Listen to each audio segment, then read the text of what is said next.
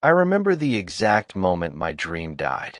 It was a Tuesday afternoon, the kind of perfect Buenos Aires day that makes you believe anything is possible.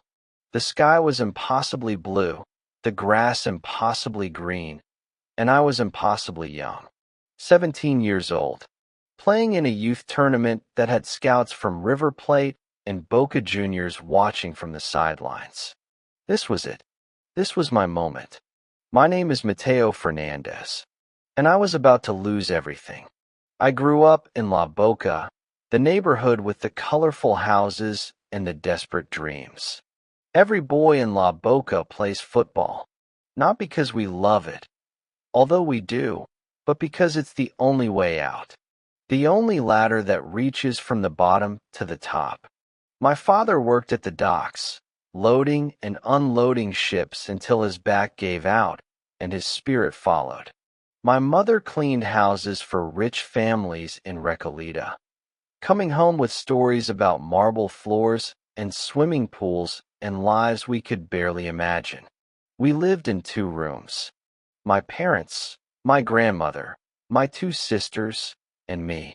6 people, 2 rooms, 1 bathroom down the hall that we shared with 3 other families. But none of that mattered when I had a ball at my feet. On the pitch, I wasn't a poor boy from La Boca. I was a magician. I was a god. I was Maradona reborn, or so everyone told me. I started playing before I could walk. That's not an exaggeration. My father would prop me up against the wall, roll a ball toward me, and watch me kick it back with a precision that made him laugh and cry at the same time. This one, he would tell my mother, this one is going to save us all. By the time I was 8, I was playing with 12-year-olds. By the time I was 12, I was playing with adults. By the time I was 15, every youth academy in Argentina wanted me. I chose to stay independent. I wanted to develop on my own terms, to become the player I knew I could be before signing with any club. Looking back, that decision probably saved my life. If I had been tied to a club when everything fell apart, they would have discarded me like trash. At least this way, the only person who could give up on me was me. The scout from River Plate arrived in the 23rd minute. I know because I was counting. I always counted. Every touch, every pass, every second on the pitch was cataloged in my brain. 23 minutes, and the man who could change my life was watching. I had the ball at midfield, 2 defenders closing in, and I saw the space opening up on the left. This was my moment. I dropped my shoulder, feinted right, accelerated left. The first defender bit on the fake, stumbled, fell away. The second defender, a boy named Gonzalo who I'd played against a dozen times, made a desperate lunge. He was late. He knew he was late, but he committed anyway. His studs caught my knee at full speed, twisting my leg in a direction legs are not supposed to twist. I heard the sound before I felt the pain. A wet, tearing, popping sound that seemed to echo across the entire pitch. And then nothing, just darkness, and the distant sound of my mother screaming. I woke up in a hospital room. White walls, white ceiling, white sheets, everything white, like heaven, or maybe hell. My mother was sitting beside me, holding my hand, her face a mask of fear barely contained. Mateo, mi amor, you're awake. What happened? But I already knew. I could feel the absence before anyone told me. The absence of strength, of possibility, of everything I had been. The doctor arrived an hour later. Dr. Morales. I will never forget his face, the way he couldn't meet my eyes, the way his hands trembled slightly as he held my charts. The damage is extensive, he said. Your anterior cruciate ligament is completely torn. Your meniscus is destroyed. There's significant damage to the cartilage and surrounding tissue. He paused. Mateo, I have to be honest with you. In my 30 years of practice, I have never seen a knee injury this severe in someone your age. My mother's hand tightened on mine. What does that mean? She asked. It means. Dr. Morales finally looked at me. It means you will likely never play football again. We'll be doing well if you can walk without a limp. A full recovery, the kind that would allow competitive athletics, it's simply not possible. The words didn't register. They couldn't register. Football wasn't just what I did. It was who I was. Without it, I was nothing. Just another poor boy from La Boca, with no way out and no reason to try. I'm sorry, Dr. Morales said. And I could tell he meant it. But sorry doesn't rebuild a shattered knee. Sorry doesn't resurrect a dead dream. Sorry is just a word. And words had never meant anything to me anyway. Only goals. Only victories. Only the feeling of a ball at my feet and a whole world to conquer. The first surgery took 8 hours. The second surgery, 3 weeks later, took 6. They rebuilt my knee with grafts and screws and prayers, but even the surgeons admitted they were working with hope more than science. The human body is remarkable, one of them told my mother. Sometimes it surprises us, but I could see in his eyes that he didn't expect any surprises. He expected exactly what Dr. Morales had predicted. A lifetime of limitations. A future defined by what I couldn't do. I spent 2 months in the hospital. 2 months of white walls and white ceilings and white sheets. 2 months of learning to hate the color white. When they finally discharged me, they gave me a wheelchair. Just for the transition period, they said, until you're strong enough for crutches. I looked at that wheelchair, at the symbol of everything I had lost, and I felt something shift in my chest. Not acceptance, not grief, rage. Pure, burning, incandescent rage. I won't need it, I said, and I walked out of the hospital on my own 2 feet. It took me 45 minutes to travel 20 meters. Every step was agony. Every step was a victory. And every step was a promise to myself. I would not let this be the end. But promises are easy to make. Keeping them, that's another matter entirely.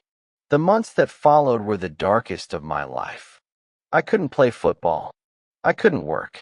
I could barely walk from my bed to the bathroom without collapsing. My father had to carry me sometimes. This proud man who had spent his whole life being broken by labor, now carrying his broken son like a baby. I saw what it did to him. I saw the light dying in his eyes. You'll get better, he would say. But we both knew he didn't believe it. The physical therapy the hospital provided was a joke. 1 session a week, 30 minutes, with a bored therapist who treated me like just another file on her desk.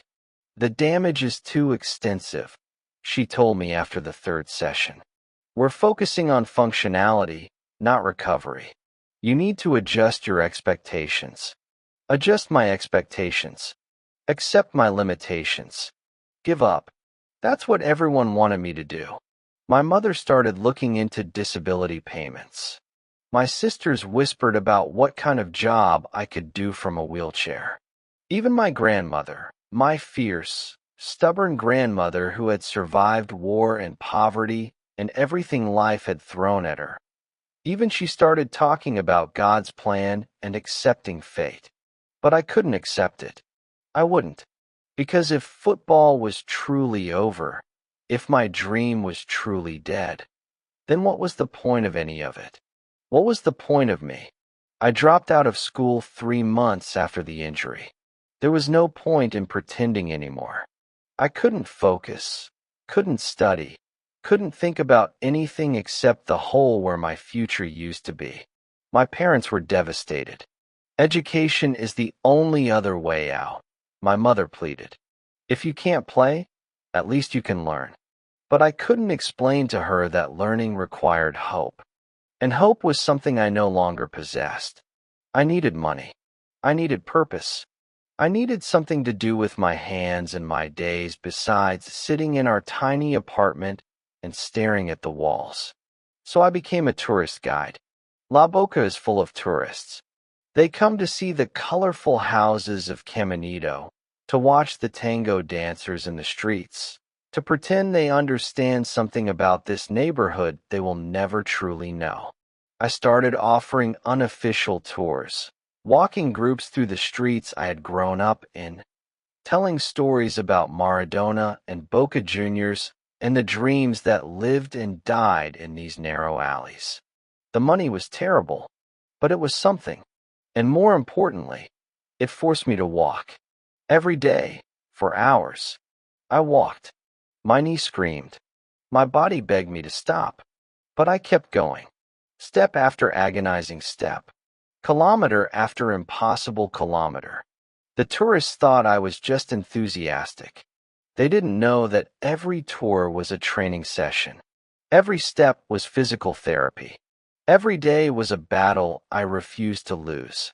At night, when everyone was asleep, I worked on my exercises. I had stolen a physical therapy manual from the hospital. Stolen because I couldn't afford to buy it. Stolen because desperation makes thieves of us all.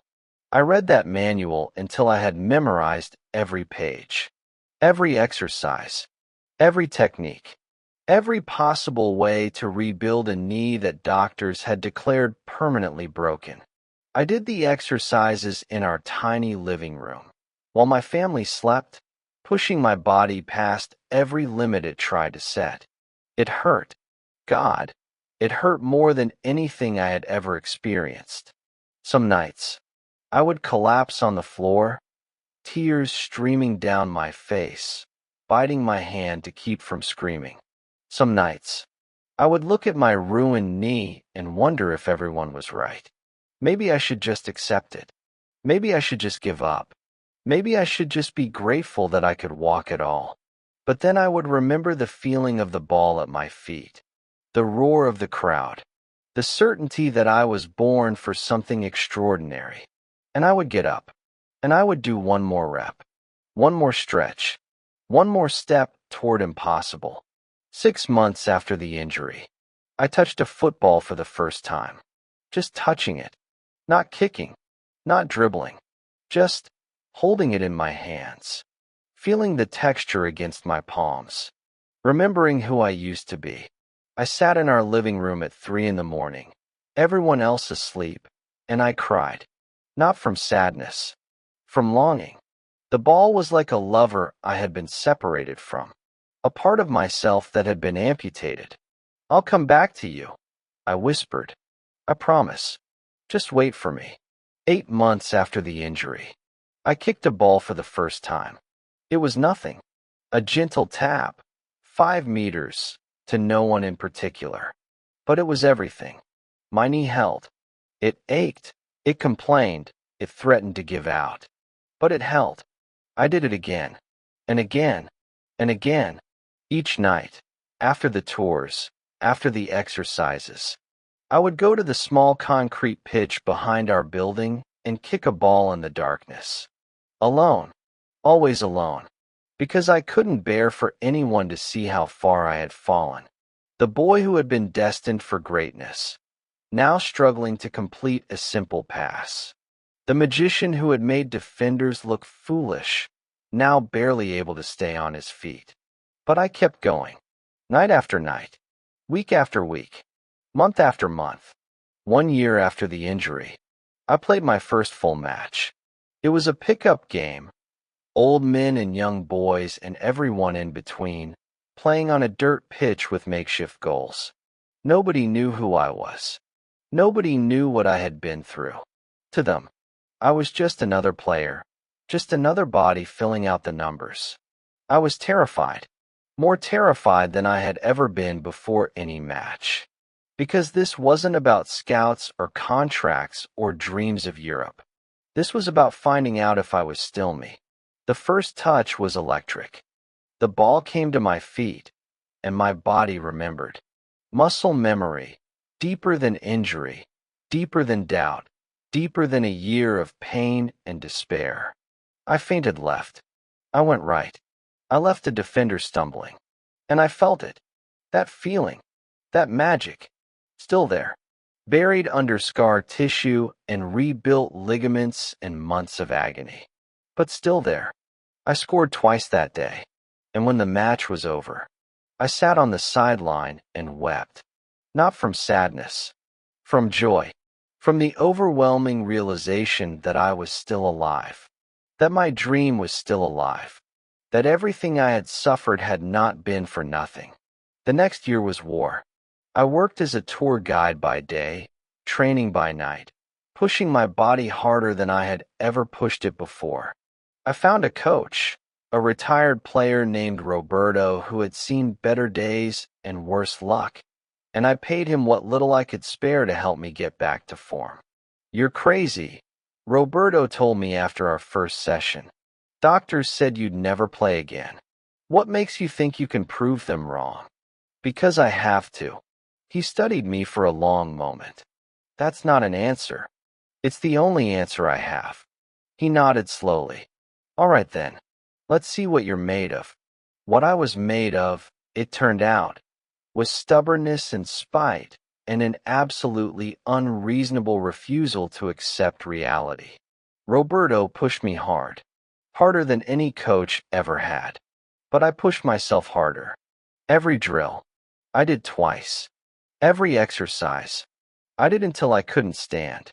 Every weakness in my game, I attacked like a personal enemy. The knee held. Somehow, impossibly, it held.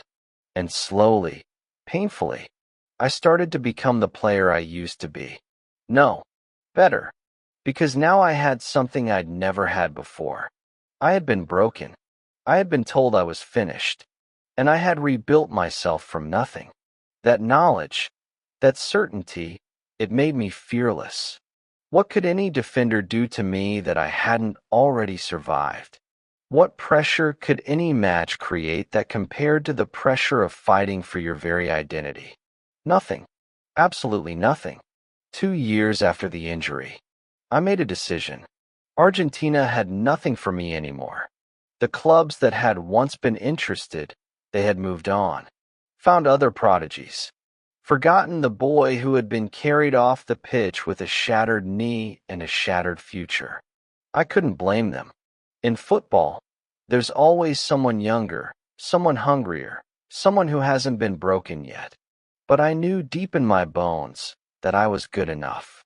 Better than good enough. I just needed someone to see it. I needed a chance. And I knew I wouldn't find that chance in Buenos Aires.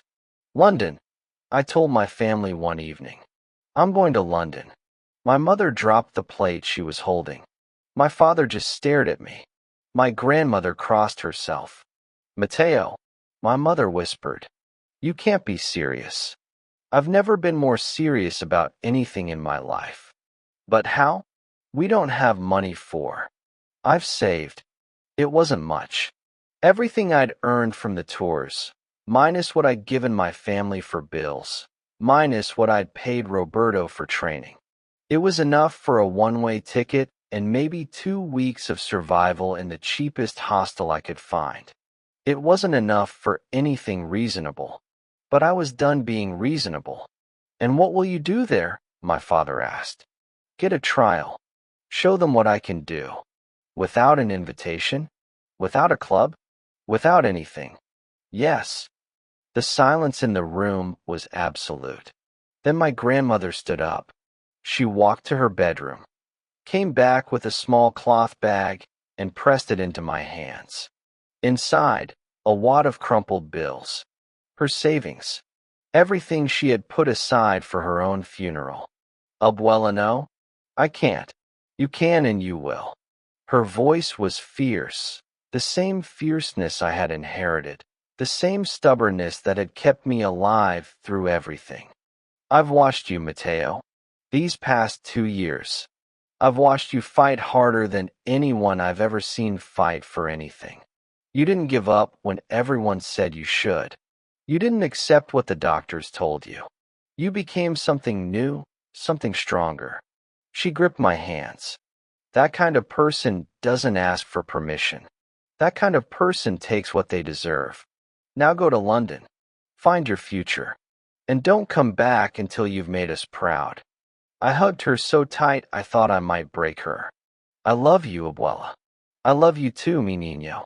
Now go, before I change my mind and keep you here forever. The flight to London was 17 hours. I spent every minute planning. Which clubs to approach. What to say. How to convince someone, anyone, to give me a chance. I had no connections. No agent. No invitation. Just a worn pair of boots. A ball I'd carried all the way from La Boca, and the absolute certainty that I was meant for something more than a shattered dream. I landed at Heathrow with 400 pounds in my pocket and nowhere to go. I found the cheapest hostel in East London, a grim little place with stained sheets and suspicious smells, and I paid for 1 week. 7 days. That's how long I had to change my life. The first club laughed at me. Literally laughed. You want a trial? The receptionist said. Without representation? Without a club reference? Without anything. I just need 20 minutes. On the pitch. That's all I'm asking. And I'm asking you to leave before I call security. I left. The second club was more polite. We don't take walk-ins. You need to go through proper channels. What channels? An agent. A scouting report. A club transfer. Something official. But I don't have any of that. Then I'm afraid we can't help you. The third club didn't even let me through the front door. The fourth club listened to my story, then told me I was wasting my time. Even if you were good, which I have no way of knowing, we can't just give trials to anyone who walks in off the street. There are procedures, protocols, insurance issues. I understood. I hated it, but I understood. This wasn't Buenos Aires, where a talented kid could get noticed playing pickup games in the park. This was professional football. This was business. And business doesn't care about dreams. By day 5, I was running out of options, and money, and hope. I sat in a park in East London, watching kids kick a ball around, feeling further from my dream than I had ever felt before. Even when I was lying in that hospital bed, at least I had been in Argentina. At least I had been home. Here, I was nobody, a stranger in a strange land, a fool who had bet everything on a fantasy. I thought about my grandmother's funeral money. I thought about my family, sacrificing so much for my insane quest. I thought about going home, admitting defeat, getting a real job, being normal. And then, a ball rolled to my feet. One of the kids had kicked it wide, and it came to rest right in front of me. I looked at it. That familiar curve. That familiar weight. I stood up, juggled the ball a few times, then chipped it back to the kids with a perfect arc that landed exactly at the feet of the boy who had kicked it. Nice touch, mate. I turned. A man was standing behind me. Older, maybe 50, with a weathered face and sharp eyes. Thanks. You play? I used to. Used to. I gestured vaguely at my knee. Injury. Bad one. But you're recovered now. More or less. The man studied me for a long moment. I'm Malcolm. I manage a team, semi-professional, in the Isthmian League. We're not much, but we're always looking for talent. My heart started pounding. You're offering me a trial? I'm offering you a look. Come to training tomorrow. Show me what you've got. If you're any good, we'll talk. He handed me a card with an address. 7 a.m. Don't be late. He walked away before I could thank him, before I could tell him that he had just saved my life. I didn't sleep that night. I couldn't. I lay in my grim little hostel bed, staring at the ceiling, going over every scenario in my head. What if I wasn't good enough? What if my knee gave out? What if this was my only chance, and I blew it? The doubts circled like vultures, picking at my confidence. trying to devour what little hope I had left. But I had faced worse doubts. I had faced doctors telling me I would never walk again. I had faced a year of rebuilding myself from nothing. I had faced every single person in my life telling me to give up. And I was still here, still fighting, still refusing to accept that my story was over. I got out of bed at 4 a.m. I stretched. I visualized. I prayed, not to any particular God, but to the universe itself. Please, just give me this one chance. I promise I won't waste it. The training ground was a muddy pitch in Essex. Nothing like the pristine facilities of the big clubs. Just grass and goals and a handful of players who looked at me with suspicion. Who's the new guy? Some Argentine Malcolm found in a park. Great. Another tourist who thinks he can play. I said nothing. I just warmed up, stretched my knee carefully, feeling the familiar ache, the constant reminder of everything I had been through. But the ache was manageable now. The knee was strong, stronger than it had ever been, because I had rebuilt it myself, one agonizing repetition at a time. Malcolm blew his whistle. Right then, let's see what you've got. Mateo, you're with the first team. Starting midfield, I took my position, felt the grass under my feet, smelled the wet earth and the fresh air. And I played. The first touch was perfect. The ball came to me at speed, and I controlled it like it was part of my own body, which it was, which it had always been. I looked up, saw the space, saw the possibilities unfolding like a map only I could read.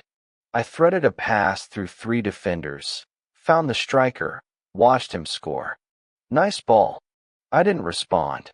I was already moving, already anticipating the next play, already proving that I belonged here. The next hour was the best football I had played since before the injury. Maybe the best football I had ever played.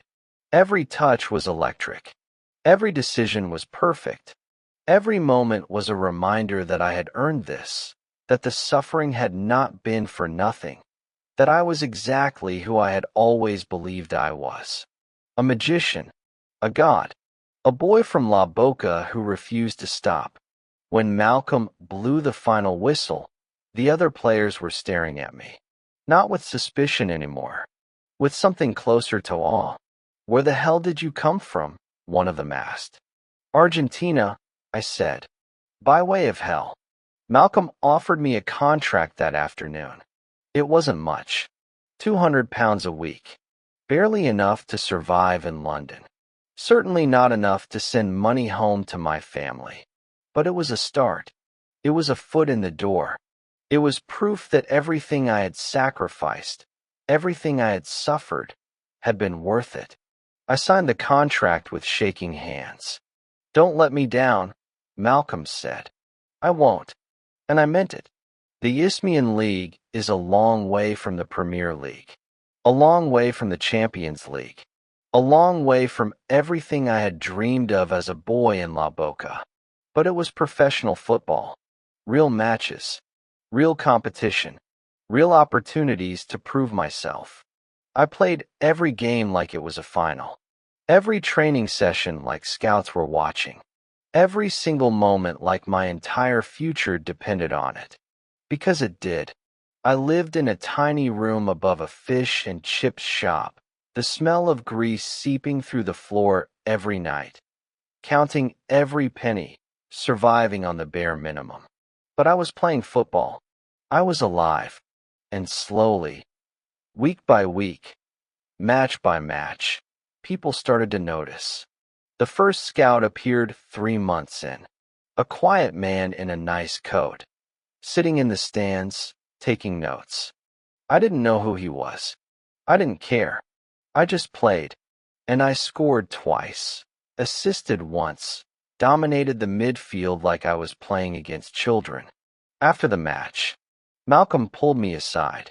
That man in the stands. He's from Championship Club. Asked about you. My heart stopped. What did you tell him? I told him you were the best player I'd ever managed. and that he should sign you before someone else does. The offers started coming in. Small clubs at first. League Two teams looking for midfield depth, nothing spectacular. But each offer was a step up. Each offer was closer to the dream. 6 months after I arrived in London, I signed with a championship club. A real contract. Real money. Enough to rent a proper flat, to send money home to my family, to finally breathe without counting every pound. I called my mother the night I signed. Mama, I did it. She was crying too hard to speak. My father took the phone. We always knew you would, Mijo. We always knew. But they hadn't always known. Nobody had known. Nobody except me. And even I had doubted. In those darkest moments, lying on the floor of our tiny apartment, wondering if everyone was right. But I had kept going. And now, finally, I was here. The rest of the story, you probably know. The championship became the Premier League. The Premier League became the Champions League. The Champions League became everything I had ever dreamed of and more. But none of it would have happened without that Tuesday afternoon in Buenos Aires. That terrible, beautiful moment when Gonzalo's studs caught my knee and everything I thought I knew about myself was destroyed. Because that destruction forced me to become something new, something stronger, something I could never have been if I had taken the easy path. I'm 32 years old now. I've won league titles and domestic cups and medals I never imagined. I've played in World Cups, scored goals that made my country weep with joy, heard my name chanted by millions.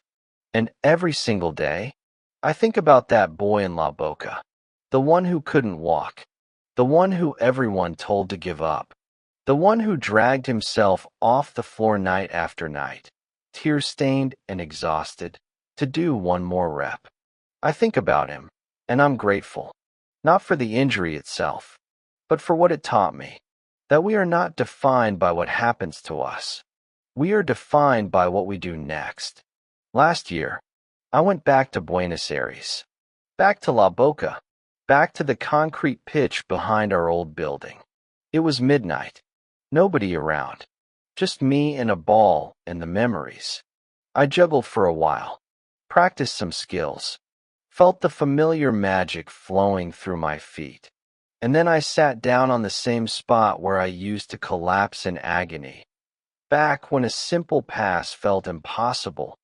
Back when everyone said I would never play again. I looked up at the sky, the same sky that had witnessed my darkest moments. The same sky that had seen me refuse to give up. Thank you, I whispered, to the universe, to whatever force had given me the strength to keep going, to the boy I used to be, the one who made an impossible choice and kept making it, night after night, until impossible became inevitable. Thank you for not letting me stop. People ask me sometimes, what's the secret to success? They want a formula, a trick, a shortcut, but there isn't one. There's only this. When everyone tells you to stop, don't stop. When the world says it's impossible, prove the world wrong. When you're lying on the floor, tears streaming down your face, every part of you screaming that it's over. Get up, do one more rep, take one more step, believe, even when belief seems insane, that you are meant for something more. Because you are. We all are. We just have to be stubborn enough, or crazy enough, or desperate enough to keep going until we find it. My name is Mateo Fernández. I'm a boy from La Boca who was told he would never walk again. And I just won the Champions League.